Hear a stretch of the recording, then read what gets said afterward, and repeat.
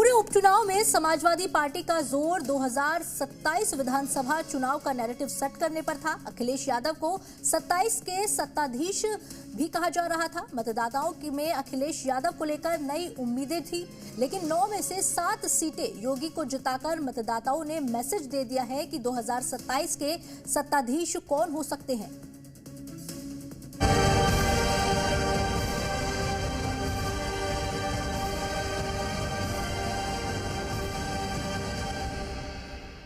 जो इनकाउंटर वाले हैं उनका काउंटडाउन शुरू हो गया है। योगी आदित्यनाथ अब उत्तर प्रदेश के सीएम नहीं रहेंगे। ये अंदर ही अंदर भारतीय जनता पार्टी के जो मुख्यमंत्री हैं उनकी कुर्सी गिराने के लिए सुरंग खोद रहे हैं।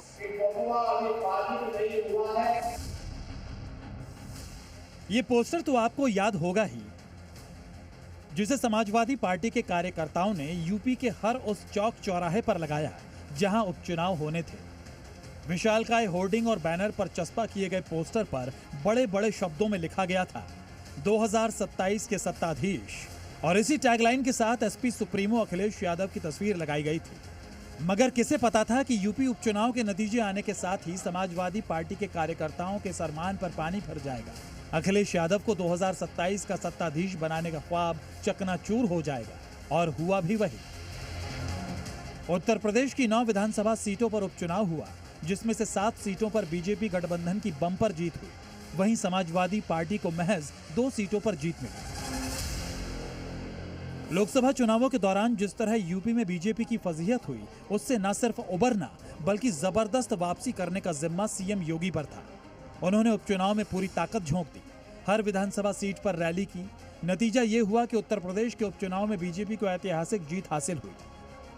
उपचुनाव में जीत का परचम लहराकर सीएम योगी ने साबित कर दिया कि यूपी में बीजेपी के लिए वही सबसे ज्यादा उपयोगी है। इस परिणाम ने समाजवादी पार्टी और उसके कार्यकर्ताओं को एक ऐसे ट्रॉमा में डाल दिया है जिससे उबरना आसान नहीं रहने वाला, क्योंकि 2027 के सत्ताधीश में बीजेपी कार्यकर्ताओं को योगी का चेहरा दिखाई दे रहा है।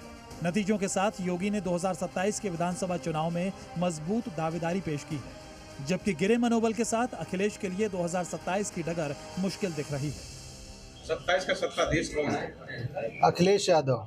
जो 2027 का है उसमें जान लीजिए कि भारतीय जनता पार्टी और सहयोगी दल पूर्ण बहुमत की सरकार फिर बनाएंगे।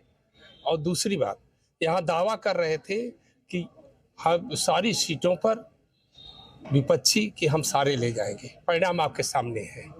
अखिलेश यादव से सीधी जंग में एक बार फिर योगी भारी साबित हुए, मगर याद कीजिए उस वक्त को जब लोकसभा चुनावों के दौरान विपक्ष ने सीएम योगी को टारगेट करते हुए माहौल बनाया था।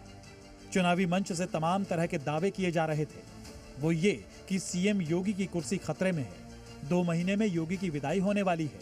योगी की कुर्सी के नीचे बारूद बिछ चुका है। अब अगला किसका नंबर है?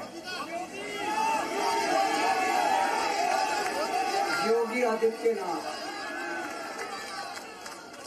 अगर ये चुनाव जीत गए, मेरे से लिखवा लो, 2 महीने के अंदर उत्तर प्रदेश का मुख्यमंत्री बदल देंगे। अंदर ही अंदर भारतीय जनता पार्टी के जो मुख्यमंत्री हैं उनकी कुर्सी गिराने के लिए सुरंग खोद रहे हैं। ये बीजेपी वाले और हमारे योगी जी बारूद की सुरंग खोद रहे हैं, और उन्हीं के अपने लोग उनके नीचे नीचे कुर्सी कैसे छीन लें उसके लिए सुरंग खोद रहे हैं। मगर सीएम योगी ने इन तमाम बयानों का घूंट पीकर चुपचाप काम किया।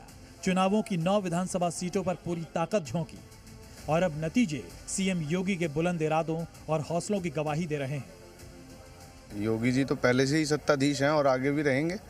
ये सर्व समाज के नेता हैं। वो से मुख्यमंत्री आगे के लिए कोई भी मुख्यमंत्री ऐसा नहीं है जो फिलहाल योगी आदित्यनाथ जी हैं। योगी जी का जो कार्य है, सबसे बड़ा काम कानून व्यवस्था का है। आज आदमी बिल्कुल सुरक्षित महसूस करता है। वो एक तरफ की राजनीति करते हैं और जयंत चौधरी और माननीय Yogi Adityanath ji law and order मजबूत करने और यूपी के विकास के लिए बहुत काम कर। मतलब ये कि जिस तरह यूपी ही नहीं बल्कि पूरे देश में योगी के खिलाफ नैरेटिव सेट किया गया, उसे सीएम योगी ने अपने बुलडोजर से रौंद दिया और उपचुनावों में अकेले अपने दम पर कमाल कर दिखाया। और इस परिणाम के साथ ही सीएम योगी ने 2027 में सत्ताधीश बनने की मजबूत दावेदारी भी पेश कर दी। ब्यूरो रिपोर्ट, जी मीडिया।